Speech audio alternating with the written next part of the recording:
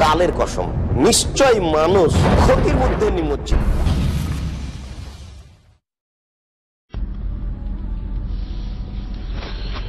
আসসালামু আলাইকুম ওয়া রাহমাতুল্লাহি ওয়া বারাকাতুহু। আলহামদুলিল্লাহি রাব্বিল আলামিন ওয়াল আকিবাতু লিল মুত্তাকিন ওয়া বা'দ।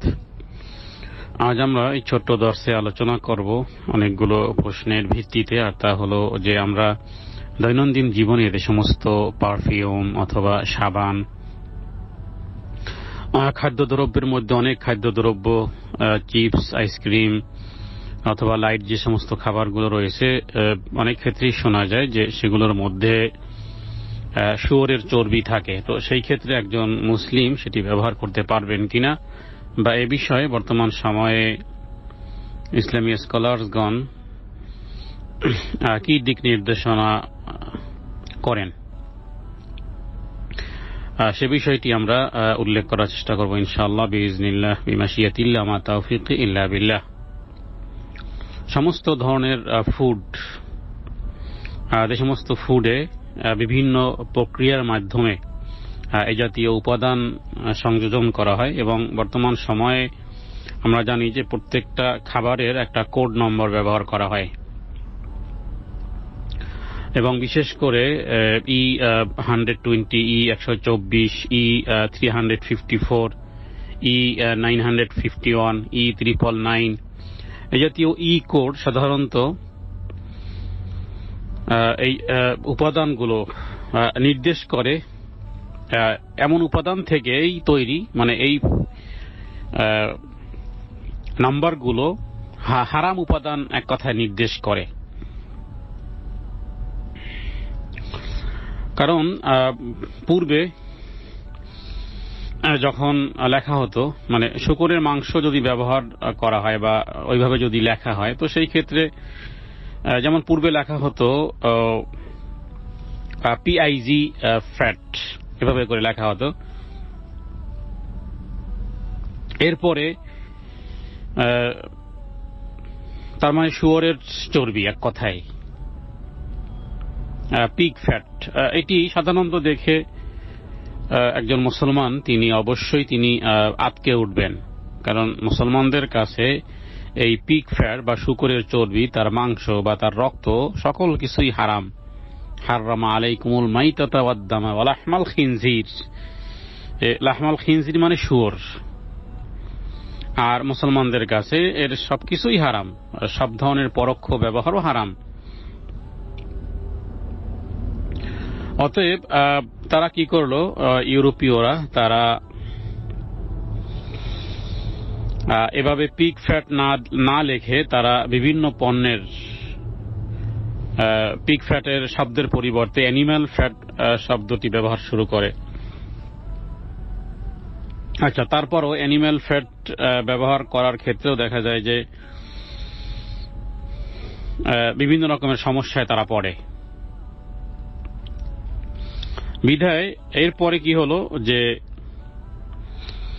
এই জাতীয় কোড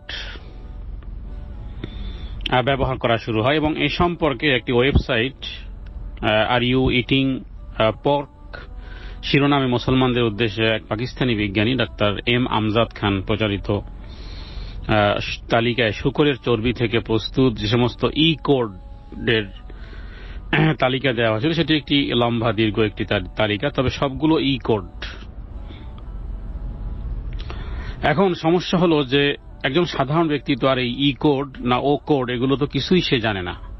সে এতটুকু জানে যে শুয়োর হারাম, শুয়োরের পণ্য, সেটা ফুড অ্যাডিটিভ হোক অথবা বিভিন্নভাবে হোক না কেন, অথবা ব্যবহৃত জিনিসই হোক না কেন। প্রথমত বিষয় হলো যে এটি সরকারের দায়িত্ব। দ্বিতীয় বিষয় হলো যে সতর্ক হওয়া, যে এ জাতীয় বিষয়গুলো যেগুলো সম্পর্কে ওলামায়ে কেরামগণ বা প্রচারিত আছে যে সমস্ত পণ্যে শুয়োরের চর্বি ব্যবহার করা হয়, বিকল্প অন্য কোনো ওয়ে তালাশ করা, সেগুলো ব্যবহার না করা, এটি একজন মুসলমান হিসেবে ঈমানের দাবি থাকবে। তৃতীয় বিষয় হলো যে যদি এমনটি হয়ে থাকে এবং একজন সাধারণ ব্যক্তি যিনি এ সম্পর্কে কিছুই জানেন না, বাস তিনি সাবান কিনেন ব্যবহার করেন, আইসক্রিম কিনেন খান, বাচ্চাদেরকে খাওয়ান, এ সম্পর্কে কিছুই জানেন না, সেই ক্ষেত্রে কিছু বিষয় রয়েছে যে সেই ক্ষেত্রে একটি ফতোয়া হলো, এই বিষয়ে যদি আমরা পূর্বে আলোচনা করেছি, তবে একজন সচেতন মুসলমানের উচিত এই জাতীয় পণ্য অ্যাভয়েড করা, মানুষকে জানানো। যে সমস্ত হারাম পশুর চর্বি ব্যবহার করা হয়, তারা কি করবেন? তাদের ক্ষেত্রে বলা হয়েছে যে যদিও আসলে জাতীয় শুয়োরের চর্বি ব্যবহার করা হয়েছে, কিন্তু সেটি আসলে এতটাই প্রক্রিয়া করা হয়েছে, এতটাই বিভিন্ন উপাদান সংযোজন বিয়োজন, এতটাই রিফাইন, এতটাই বিভিন্ন অবস্থার আগের অবস্থাতে নেই, সেটি পরিবর্তন হয়ে গেছে। এটি হলো একেবারে তৃতীয় পর্যায়ের। যদি কোনো এমন জায়গা থাকে যেখানে ওই সাবান ছাড়া কোনো কিছুই নেই, ওই প্রোডাক্ট ছাড়া অন্য কোনো প্রোডাক্টই নেই, সেই ক্ষেত্রেও ব্যবহার করাটা কিছু ইসলামী স্কলার এবং সেই ক্ষেত্রে আজহার বিশ্ববিদ্যালয় থেকে, মালয়েশিয়ান থেকে, আরো বিভিন্ন জায়গা থেকে একটা ব্যাখ্যা দেওয়া হয়েছে। সেই ব্যাখ্যাটা হলো এমন যে ব্যবহার করা যাবে, সেটা সেন্ট হোক, সেটা সাবান হোক, অথবা অন্য কোনো আইসক্রিম হোক, বা বিভিন্ন রকমের চিপস হোক, যেটাই হোক না কেন। সেখানে একটি বিষয় উল্লেখ করা হয়েছে যে এই বিভিন্ন প্রক্রিয়া, এই সমস্ত ফুড অ্যাডিটিভ তৈরিতে একাধিক ধাপে বিভিন্ন প্রক্রিয়া করা হয়, উপাদান সংযোজন বিয়োজন করা হয়, এর ফলে নূতন আরেক উপাদান সৃষ্টি হয়। যেমন নাকি অ্যালকোহল থেকে ভিনেগার তৈরি করা হয়, অথচ অ্যালকোহল হারাম কিন্তু ভিনেগার হালাল, অতএব সেগুলো ব্যবহার করা যাবে। আর দ্বিতীয় আরেকটি বিষয় হলো যে সমস্ত ব্যবহার করা হয়, শুধু যে শুকুরের মাংসই ব্যবহার করা হয় এমন কোনো দাবিরও ভিত্তি নেই, বরং তুলনামূলক সাশ্রয়ী হওয়া বা নিরামশভোজীদের চাপে যুক্তরাষ্ট্র সহ ইউরোপের বিভিন্ন দেশে অধিকাংশ ক্ষেত্রে সব উৎপাদনে উদ্ভিদ তেল অথবা অন্য কোনো ব্যবহার করা হয়।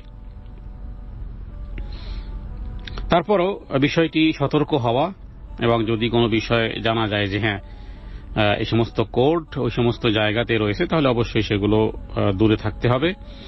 আল্লাহ তাআলা কোরআন কারিমে প্রায় 4টি জায়গাতে শুকরের মাংস এবং মৃত্যু জন্তু জানোয়ার এবং সেই সমস্ত জানোয়ার যা আল্লাহ ছাড়া অন্য কারো নামে নিয়ে জবাই করা হয়েছে মুসলমানদের জন্য হারাম করা হয়েছে। অতএব সূরা বাকারা 173 নম্বর আয়াত অনুযায়ী এবং এই বিষয়টি সতর্ক থাকা, আর সেই সাথে সাথে এই ই কোড সম্পর্কে E100, E110, 120, 140, 141 এভাবে করে একেবারে 900 পর্যন্ত, মানে E100 থেকে শুরু করে প্রায় 900 পর্যন্ত যে সমস্ত কোডগুলো ব্যবহার করা হয়েছে, সেই সম্পর্কেই যেটা বলেছি যে পাকিস্তানি একজন বিজ্ঞানী ডাক্তার ইমামজাদ খান তার ওয়েবসাইটে তিনি উল্লেখ করেছেন যে আমরা তো শুয়োরের চর্বি বা শুয়োর কত খাচ্ছি না, আর ইউ ইটিং পর্ক ইত্যাদি, এই শিরোনামে তিনি এই বিষয়গুলো উল্লেখ করেছেন যে এই সমস্ত তালিকায় শুকরের চর্বি থেকে প্রস্তুত ই কোডের তালিকা তিনি প্রকাশ করেছেন। অতএব বিষয়টি সতর্ক হওয়া। জাযাকুমুল্লাহ, বারাকাল্লাহু ফিক।